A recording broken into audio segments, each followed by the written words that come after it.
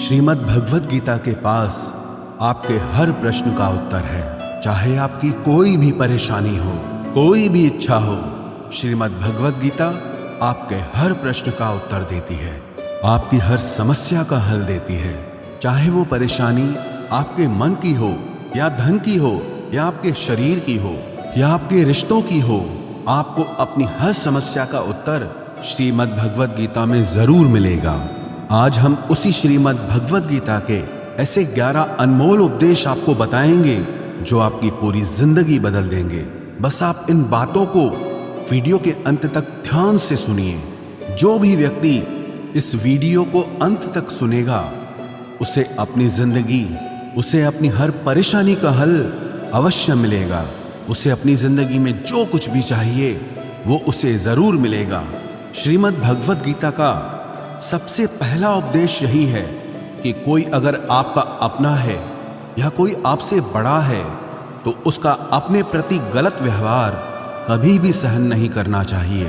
ये गीता का उपदेश हमारी जिंदगी से भी जुड़ा है।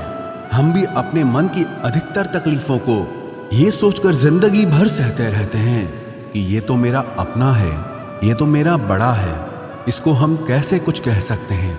हम अगर नहीं सहेंगे, कुछ कह देंगे तो हमारे रिश्ते ही खराब हो जाएंगे, हमारे रिश्ते ही समाप्त हो जाएंगे। पर सोचने की बात यह है कि उस व्यक्ति को आप अपना कैसे मान सकते हैं जो आपकी तकलीफों की वजह हो। अपना तो वो होता है जो हमारी तकलीफों को दूर कर दे। तो गीता का ये उपदेश है कि किसी को भी अपना फायदा मत उठाने दो, किसी को भी खुद पर जुल्म मत करने दो, क्योंकि आप जितना सहेंगे लोग आपको उतना सहने के लिए और मजबूर करेंगे। गीता का पहला अध्याय जिसका नाम अर्जुन विषाद योग और दूसरा अध्याय जिसका नाम सांख्य योग है, उसके आरंभ में अर्जुन ने श्री कृष्ण के आगे अपना दुख प्रकट किया है कि हे केशव, मैं कौरवों से कैसे युद्ध कर सकता हूं? ये सब तो मेरे अपने ही हैं। मैं कैसे भीष्म पितामह और द्रोणाचार्य से युद्ध करूंगा, क्योंकि वो दोनों मेरे पूजनीय हैं। इसलिए इन गुरुजनों को मारने से तो अच्छा है मैं भिक्षा के अन्न को खाकर अपने जीवन का गुजारा करूं। और जिन कौरवों से मैं युद्ध करने जा रहा हूं वो सब धृतराष्ट्र के पुत्र मेरे भाई ही हैं, मेरे अपने ही हैं। इन सबको मारने से अच्छा है कि मैं सन्यासी बन जाऊं। तो श्री कृष्ण ने अर्जुन से कहा कि यहां कौन अपना है और कौन पराया है। जो अधर्म करता है उसके साथ युद्ध करना तुझे मोक्ष और मुक्ति देगा। तू अपने इस मन के मोह को त्याग दे, नहीं तो सारा जग तेरी निंदा ही करेगा, तुझे डरपोक कहेगा। बात अपने पराये की नहीं है, बात धर्म और अधर्म की है, बात सही और गलत की है। अगर तू गलत को सहेगा, उसका अंत नहीं करेगा, तो गलत करने वाले को और बल मिलेगा, वो और भी गलत करेगा। इसीलिए मन के मोह को त्याग करके तू युद्ध कर। महाभारत की एक और कहानी भी है। जब अर्जुन के पुत्र अभिमन्यु की युद्ध में मृत्यु हो जाती है तब अर्जुन बहुत दुखी होता है, रोने लगता है। वो श्री कृष्ण से कहने लगा कि मेरा पुत्र अभिमन्यु मर गया है, मैं ये दुख बिल्कुल भी सहन नहीं कर सकता, मैं भी अपने आप को समाप्त कर लूंगा। फिर भगवान श्री कृष्ण उसे आत्माओं के लोक में लेके गए, जहां अभिमन्यु आनंद से बैठा हुआ था, क्योंकि उसने क्षत्रियोचित व्यवहार किया, इसलिए उसे उत्तम पद की प्राप्ति हुई। जब अर्जुन अभिमन्यु के पास रोते रोते पहुंचा, अपने पुत्र को देखकर अर्जुन बहुत प्रसन्न हुआ। उसे गले से लगाकर कहने लगा कि हे पुत्र, तेरे बिना तो मैं जी ही नहीं सकता, मैंने तो अपने जीवन की आशा का ही त्याग कर दिया है। तो अभिमन्यु कहने लगा कि आप कौन हैं? अर्जुन बोला, मैं तेरा पिता हूं, तू मेरा पुत्र है अभिमन्यु। तो अभिमन्यु कहने लगा कि कौन पिता कौन पुत्र, मेरे हजारों जन्म हुए हैं, किसी जन्म में आप मेरे पिता बनते हैं और किसी जन्म में मैं आपका पिता बनता हूं। आत्मा का न कोई माता होता है न कोई पिता होता है। जब अर्जुन ने देखा कि मेरा पुत्र मुझे पहचान भी नहीं रहा तो उसका सारा मोह खत्म हो गया। इसलिए गीता के इस उपदेश को ठीक से समझ लो कि यहाँ कोई अपना पराया नहीं है। जो बुरे वक्त में तकलीफ के वक्त में हमारा साथ दे, सिर्फ वही हमारा अपना है, बाकी सब पराए हैं। गीता का दूसरा उपदेश यह है कि जो चला गया है कभी उसका दुख मत करो, और जो आने वाला है उसकी बिल्कुल भी चिंता मत करो। जब महाभारत का युद्ध चल रहा था तब अर्जुन ने श्री कृष्ण से कहा कि अगर यह युद्ध हुआ तो करोड़ों लोग मारे जाएंगे। जो सैनिक और योद्धा इस युद्ध में मारे जाएंगे उनकी स्त्रियों का क्या होगा, समाज कैसे आगे बढ़ेगा। और भी बहुत सी बातें अर्जुन ने विस्तार से कही हैं। तो भगवान श्री कृष्ण ने कहा, अशोच्यानन्व शोचस्त्वम प्रज्ञावादांश भाषसे गतासून अगतासूश्च नानुशोचन्ति पंडिताः। श्री कृष्ण बोले, हे अर्जुन, तू बड़ी बड़ी ज्ञानियों जैसी बातें करता है, लेकिन जो सच में ज्ञानी होता है, वो जो लोग मर चुके हैं, जा चुके हैं या एक दिन जाने वाले हैं, उनकी चिंता नहीं करता है, उनका दुख नहीं करता है। तेरे हाथ में कुछ भी नहीं है, तू चाहकर भी कुछ कंट्रोल नहीं कर सकता। जीवन और मरण ये तो प्रकृति की नियति है। इसीलिए जो ज्ञानी होता है वो किसी के मरने पर भी रोता नहीं है। ज्ञानी जन ना ही बीते हुए कल का शोक करते हैं और ना ही आने वाले कल की चिंता करते हैं। इसीलिए जो होने वाला है वो होकर ही रहता है, और जो नहीं होने वाला है वो कभी नहीं होगा। ऐसा निश्चय जिसको समझ में आ जाता है, जिसकी बुद्धि में आ जाता है, उसे कभी कोई चिंता नहीं सताती, कोई दुख नहीं सताता। हमारे सारे दुखों का कारण ही यही है। या तो हम जो वक्त गुजर चुका है उसे सोच सोचकर परेशान होते रहते हैं, या भविष्य की चिंता कर करके खुद को बीमार कर देते हैं, नष्ट कर देते हैं। गीता का ज्ञान हमें यही सिखाता है कि ना तो हम बीता हुआ कल बदल सकते हैं और ना ही आने वाले कल पर कंट्रोल कर सकते हैं। हमारे हाथ में सिर्फ वर्तमान है, सिर्फ आज का ही पल है। हमारा 98% तनाव और चिंताएं भूतकाल और भविष्यकाल के बारे में सोचते रहने से होता है। हम हमेशा उसी में ही जीते रहते हैं, मगर वर्तमान में कभी नहीं जीते, इस पल को कभी नहीं जीते। जब आप वर्तमान का पूरा आनंद लेना सीख जाओगे, तभी आपकी जिंदगी से तनाव कम होगा, चिंताएं खत्म होगी। वर्तमान में जीना एक बहुत बड़ी उपलब्धि है। हमारे हाथ में भी सिर्फ आज का ही पल है। हमें जो भी करना है आज ही करना है। कभी भी ये सोचकर समय को नष्ट नहीं करना चाहिए कि अभी मेरे पास बहुत समय बचा है। एक गुरुजी ने अपने एक शिष्य को पारस का पत्थर दिया। उनका वो शिष्य बहुत आलसी था, हर काम को कल पे टाल देता था। तो गुरुजी ने उसे कहा कि मैं तुझे ये पारस पत्थर दे रहा हूं। इस पारस पत्थर से जब तू लोहे को स्पर्श कराएगा तो वो लोहा स्वर्ण बन जाएगा, सोना बन जाएगा। और ये पारस पत्थर मैं तुझे 1 महीने के लिए दे रहा हूं। जब 1 महीना समाप्त हो जाएगा तब मैं तुझसे ये पत्थर वापस ले लूंगा। तब तक तू इस पत्थर को अपने पास ही रख। गुरुजी का वो शिष्य बाजार में लोहा खरीदने के लिए गया। जब बाजार में वो लोहा खरीदने पहुंचा तो उसे लोहे का वो रेट बहुत महंगा लगा। उसने कहा थोड़े दिन रुक के ले लूंगा, जब लोहे का रेट कम हो जाएगा। पर उसकी बुद्धि में ये बिल्कुल नहीं आया कि इस लोहे को मैं सोना बनाकर बहुत अधिक धन बना सकता हूं। लेकिन उसके मन की सुस्ती, उसके मन का आलस्य, उसकी वजह से उसने उस काम को कल पे टाल दिया। ऐसे ही करते करते पूरा महीना समाप्त हो गया। फिर गुरुजी उस शिष्य के पास आ पहुंचे कि बताओ तुमने कितना सोना बनाया। शिष्य बोला कि मैंने तो अभी सोना बनाना शुरू भी नहीं किया। तो गुरुजी ने कहा मुझे मेरा वो पारस पत्थर वापस चाहिए। शिष्य बोला कि नहीं, मुझे थोड़ा वक्त दीजिए, मैं थोड़ा सोना बनाना चाहता हूँ। गुरुजी ने कहा कि ये पारस पत्थर पूरा 1 महीना तेरे पास था, पर तू कुछ नहीं कर पाया, लेकिन अब समय समाप्त हो चुका है। ऐसे ही ये हमारा जीवन है, हमारी जिंदगी है, और ये समय ही पारस पत्थर है। हम समय के एक एक पल से अपने जीवन को सोना बना सकते हैं, लेकिन हमें ये लगता है कि हमारे पास बहुत समय बचा है, एक दिन जिंदगी को जी लेंगे, एक दिन जिंदगी में खुश हो जाएंगे, लेकिन वो दिन कभी नहीं आता और हम जिंदगी भर भागते रहते हैं, चिंता करते रहते हैं, दुखी होते रहते हैं, लेकिन जिंदगी को जीना, खुश रहना हम भूल जाते हैं। इसलिए गीता का ज्ञान हमें यह सिखाता है कि आप आज में जीना सीखो, इस पल में जीना सीखो।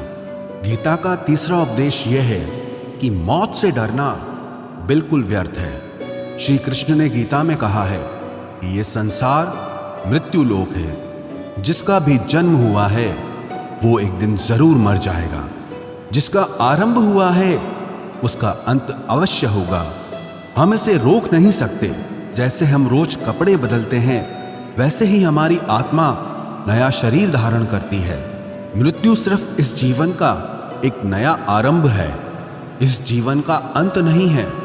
आत्मा कभी नहीं मर सकती और ना ही उसे कोई मार सकता है, लेकिन मौत का डर मनुष्य को सबसे ज्यादा लगा रहता है।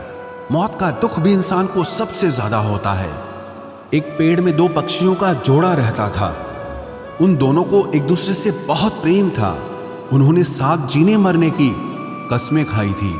एक दिन वहां एक शिकारी आया और उसने एक तीर चलाकर वहां पेड़ पर बैठे मादा पक्षी को मार दिया। तो वो अकेला नर पक्षी रोने लगा कि मैं तुम्हारे बिना कैसे जी पाऊंगा। तुम्हारी जगह मेरी मृत्यु आ जाती, मेरा जीवन तुमको मिल जाता। वो रो रो के बहुत विलाप करने लगा। इतने में ही उस शिकारी ने दूसरा तीर चलाया और उस नर पक्षी को भी मार दिया। वास्तविकता में ये कहानी हमारी ही है। हम भी रोते रहते हैं जब कोई मरता है तो, लेकिन हमें ये नहीं पता कि एक न एक दिन हमारा भी जीवन समाप्त हो जाएगा। हम भी उसी मृत्यु के पेड़ पे ही बैठे हैं, लेकिन शरीर का मिटना हमारा अंत नहीं है। श्री कृष्ण ने अर्जुन से कहा कि हे अर्जुन, तेरे और मेरे अनंत जन्म हुए हैं। तुझे कुछ भी याद नहीं है, लेकिन मुझे सब याद है। जो व्यक्ति इस सत्य को समझ ले कि मैं यहां इस संसार में कुछ समय के लिए आया हूं, उसकी जिंदगी के सारे झगड़े, सारे दुख, सारी चिंताएं ही समाप्त हो जाएंगी। जब इस संसार से जाना ही है तो दुख किस बात का। पहले के जमाने में साधु महात्मा लोग पैदल यात्रा करते थे। यात्रा करते करते वो एक नगर में पहुंचे। वो महात्मा बहुत थक चुके थे।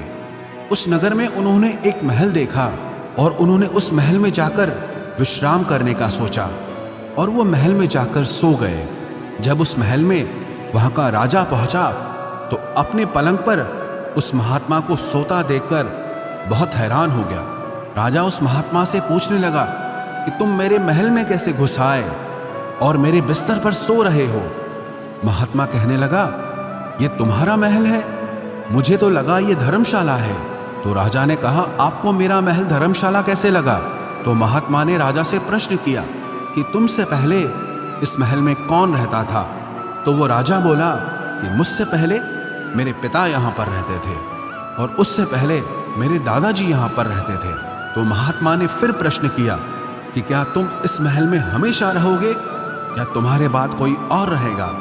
तो राजा कहने लगा कि मेरे बाद मेरा पुत्र इस महल में रहेगा।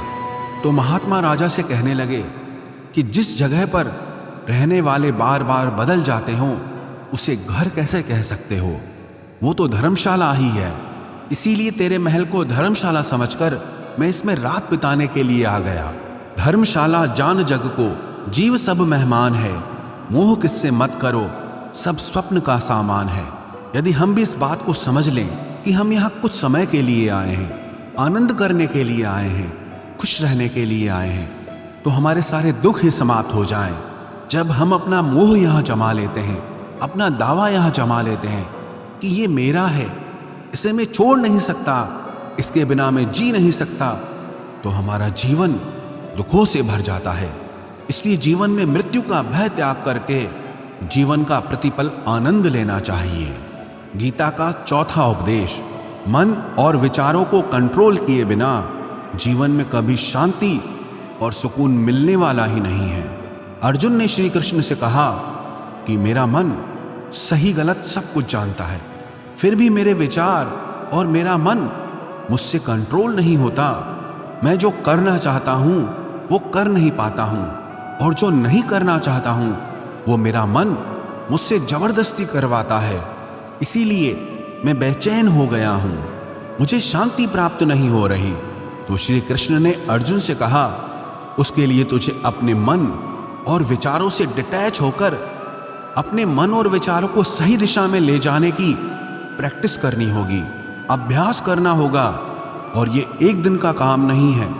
जब तक तू अपने मन और विचारों की गुलामी का त्याग नहीं करता, तब तक तुझे जीवन में कभी शांति नहीं मिलेगी। एक राजा था, वो बहुत बेचैन और परेशान रहता था।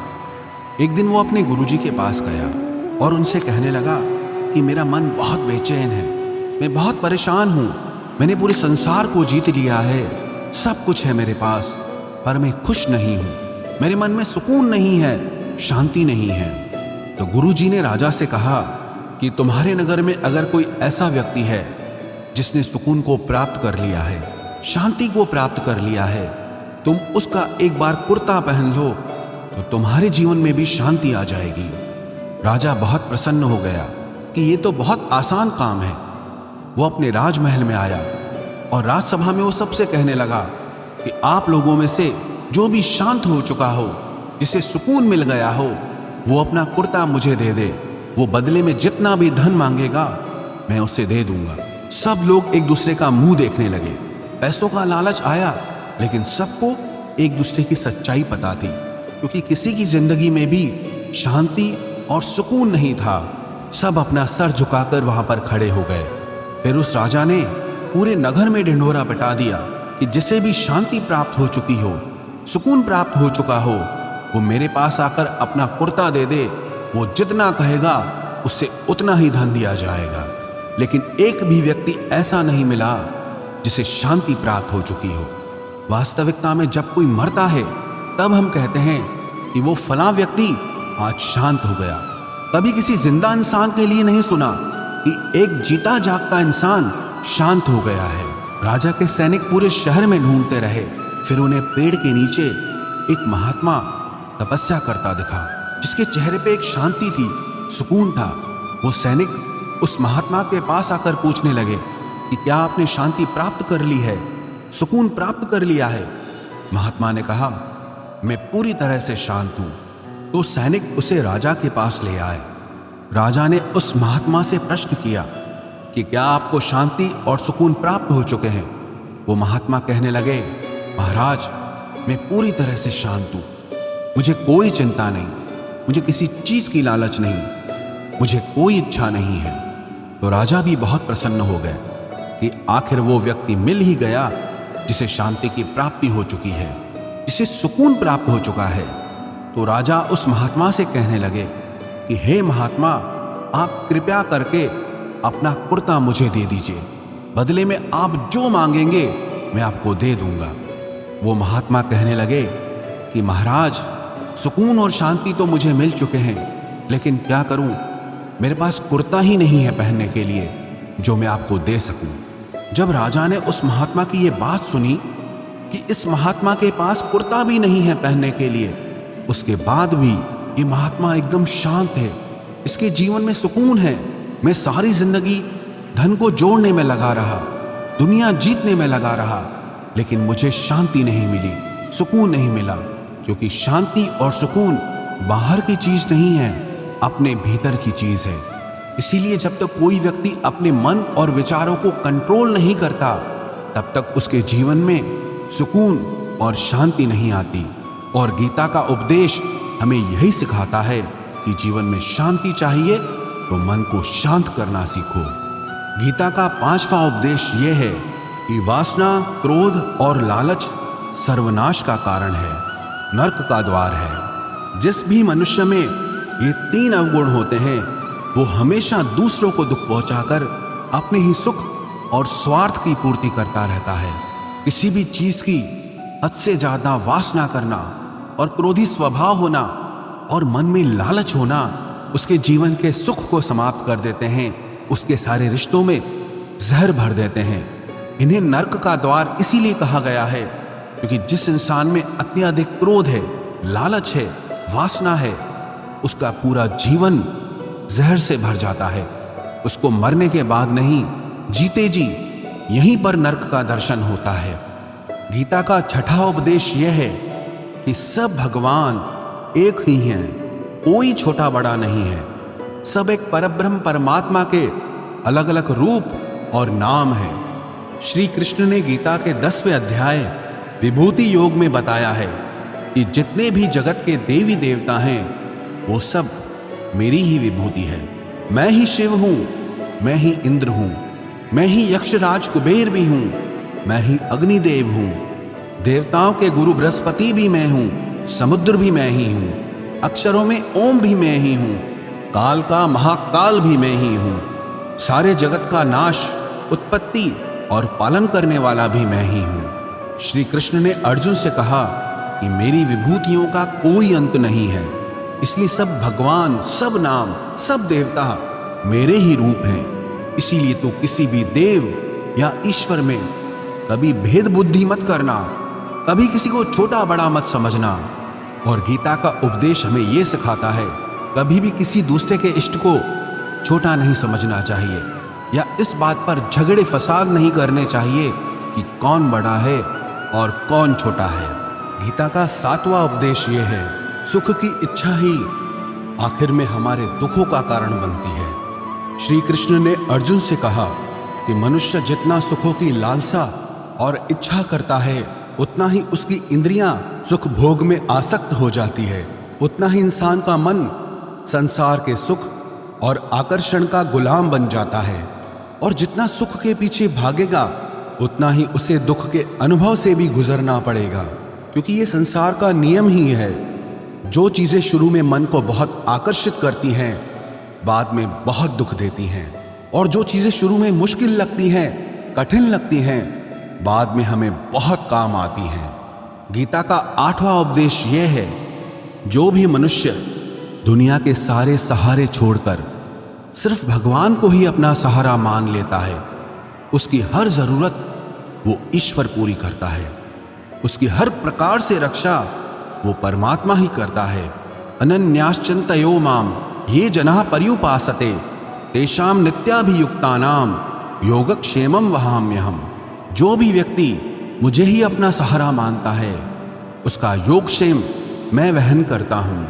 योगक्षेमं वहाम्यहम् अर्थात जो चीज नहीं मिली है उसकी प्राप्ति कराना उसका नाम योग है, और जो चीज जीवन में मिली हुई है उसकी रक्षा करना उसका नाम क्षेम है।